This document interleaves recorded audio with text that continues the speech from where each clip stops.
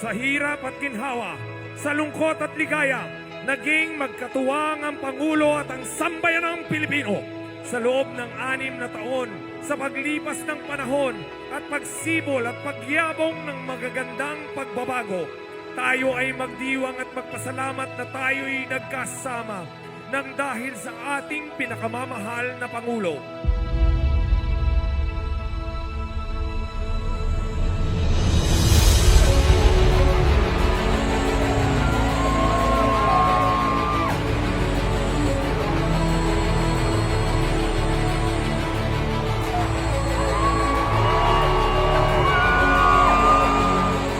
Sa loob ng 6 na taon, magpasalamat tayo sa Panginoong lumikha.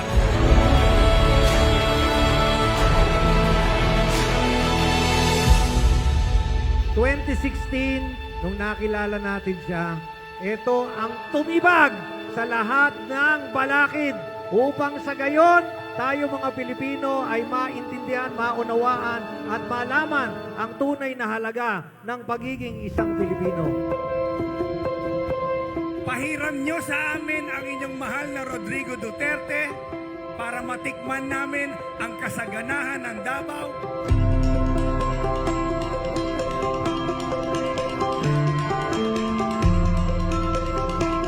Tatay, maraming salamat po nang dahil sa iyo nagkaroon ng magandang kinabukasan ang aming mga anak, ang aming mga apo, ang aming susunod na henerasyon. Maraming salamat po, Tatay. Thank you po. Magpapicture na tayo!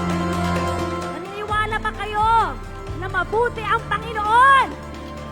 Dahil binigay niya si Tatay Digong sa ating bansa, sa ating ordinaryong Pilipino.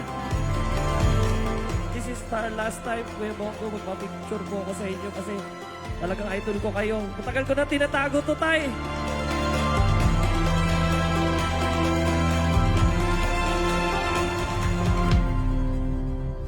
O madalas nagmamahal sa bansa ang nag-iisang Rodrigo Duterte. Maraming salamat po, Pangulo.